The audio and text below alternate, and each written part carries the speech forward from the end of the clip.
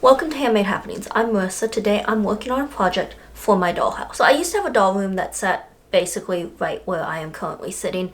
That was the front porch, and then it led into an entryway and a dining room. I do have a video about the making of that, which I will link in the description. And in December, I decided to take that apart because I wanted certain elements of it to be used for just a display on a shelf. And when I took that room apart, I removed the working door that it had on it. And I don't really want to get rid of this door, and I would like to have a use for it. Plus, I would like to have something still of a front door for the dollhouse, just not anything as big as what I had before. So the idea I had originally come up with was to kind of make a room off to the side of the dollhouse, have an opening here so that I could reach into it, and then have the door kind of this way as the front door of the dollhouse. And then the idea kind of grew from there, because then I figured I could put a roof on top of it, and that could be a second story that I could make like a little balcony. And this dollhouse has just an unfinished outside, so I figured if I was going to do a balcony, I would do a back wall so that it would match the exterior of like that front piece. And then it grew some more, because I figured if I was going to do that for this story, I might as well do it for the final story on the dollhouse as well. Then just to break up the look of things, I could add like a stained glass window at the top where the roof kind of peaks. This is how a lot of my projects kind of spiral out of control. I have one idea and it just kind of keeps falling into even more ideas. And that's probably exactly how this project would have gone had I done it in December. However, I didn't get to it before the holidays, and it's now January. When I went to start this project, I had kind of started having doubts about the plan. I had really decided that I kind of didn't want to have the door facing that way because of how this room is set up. When I walk through the door of this room, the first thing I see is the front of the dollhouse, and I would like to keep the front door facing that way as well. So I had a few ideas for how to get the front door facing this way like I wanted, but none of them quite seemed right, because what I was coming out to have to do was I was going to have to put the room here, which would extend the dollhouse that way, but then I was going to have to add a second piece for the front door, which was then going to have it sticking out from the front. And I really didn't want that. Part of getting rid of the other big room was to kind of clear some space and not have things sticking out so far in so many different directions. However, I had an idea last night, and that is what I am going to try today. As I was editing this, I realized I should probably note that the order I'm explaining this in is a little different from the order that I actually did things in. I usually try to clean up my voiceovers for the video in a way where everything is easy to follow versus in the order that I did it in.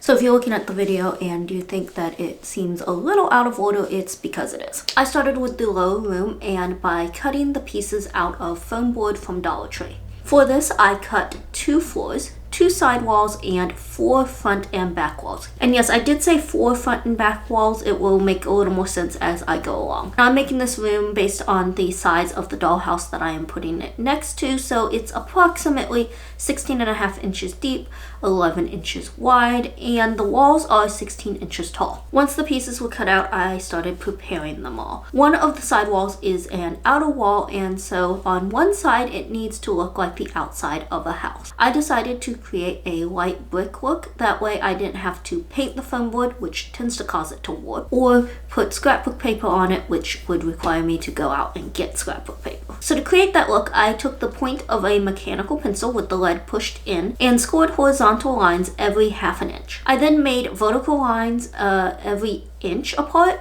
and staggered the lines for each row. Now, I tried to get a good picture of it, but I'm not sure that that really worked. It's more visible in person than on camera, and it's kind of a subtle look. I couldn't go too deep with the scoring lines or it would have weakened the stability of the wall. Then I cut a rectangle out of the middle of this wall for a window. The plain side of this wall will be the inside of the room, and on that side, I trimmed the window with black cardstock. I trimmed 2 pieces off the front edge of both side walls and one of my floor pieces. I set these 2-inch strips aside along with one of the front wall pieces. I'm going to use these to make the front door, which will be removable from the rest of the room. I covered the remainder of that floor piece with wood grain scrapbook paper. Next, I took 2 of the front walls and cut out a large opening. Basically, I only left about 1.5 inches of foam board on 3 of these edges. Then I glued those 2 pieces of foam board together to make the front wall of the room.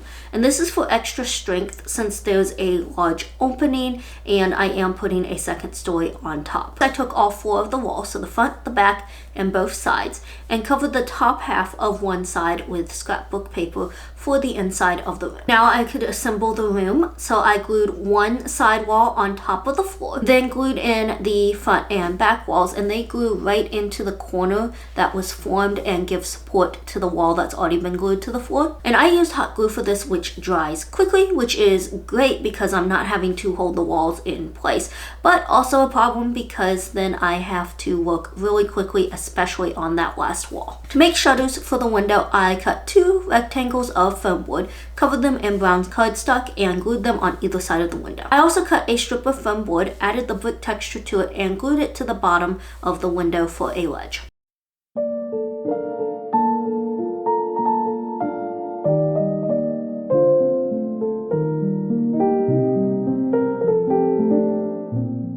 Now you can see it next to the dollhouse. I lined it up with the back edge and it leaves a 2-inch gap at the front, which is where I'm going to make the piece for the door. For that, I cut a rectangle for the door out of the final front wall. Then I scored brick into that piece as well as onto the 2-inch side pieces. Now one of those already has brick on one side, but it needs it on the other. I glued the inside door frame to the opposite side of the front wall, then attached the same scrapbook paper that I used in the main part of the room around the frame. Then I glued on the outer door frame. This one was trickier because it actually has the door attached, and I did use Aleene's tacky glue for all of the door pieces because they are wood, and I just find it's a better attachment than trying to use hot glue on that. And since it lays flat, I don't have to worry about like holding pieces in place for too long. And the door handles had come off, so I went ahead and glued those back onto the door as well. I covered the 2-inch floor piece with scrapbook paper that has a print that's supposed to look like concrete. To assemble this part, I just glued the walls onto the floor, starting with one side wall,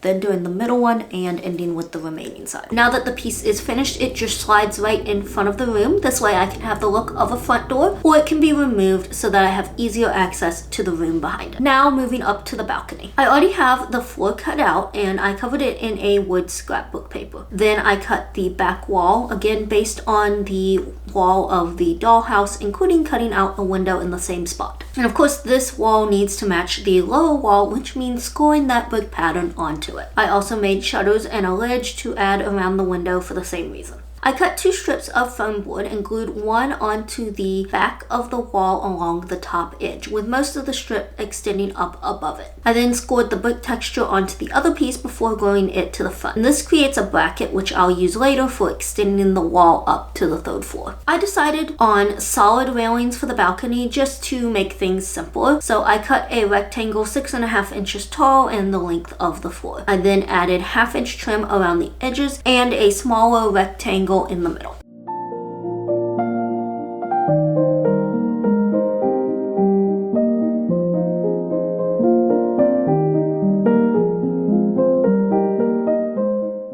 I cut the 2 side railings and added trim to one piece but not the other. Then I assembled the balcony just like the lower room and put the untrimmed piece on the most visible side. Then I added the trim, using it to cover up the seams.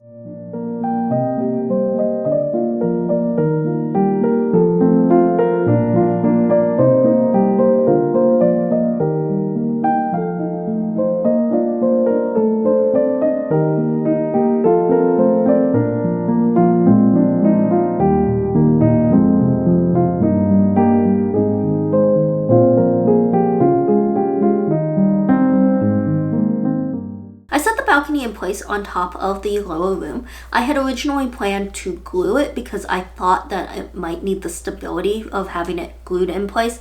However, it didn't seem like it needed that, so I decided to leave it. That way I can take it off and let more light into the lower room if needed. Now, I couldn't leave the third story of the dollhouse unfinished, so I cut another piece of foam board to the size and shape of the third story wall, then scored the bricks into it. And since a plain brick wall was too boring, I decided to add a stained glass window. So I stamped and heat embossed an angel image in black onto vellum paper. Then I used alcohol markers on the back to color it.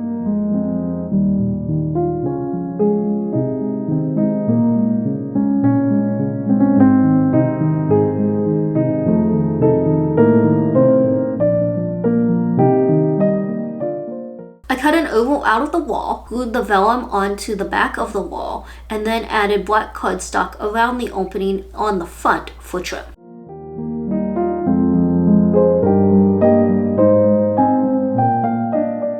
And that wall just slides into the bracket on the balcony wall. And it's finally finished. For now, the bottom room is set up as something of an entryway. I still have to add a little more furniture to that one, but I haven't totally decided if I want to keep it as an entryway or if I want to put the table in there because it does fit. The balcony is a little more set up. I added a shelf with plants to it and a chair. Overall, I think this turned out well. I am glad that everything is kind of separate pieces for each story. That way I can easily move things or rearrange if needed. It did turn out a little big. I maybe could have made everything a little narrower, but I was concerned that the room at the bottom would just be too hard to use at that point. As always, thank you for watching, and I hope you'll join me next time for another handmade happening.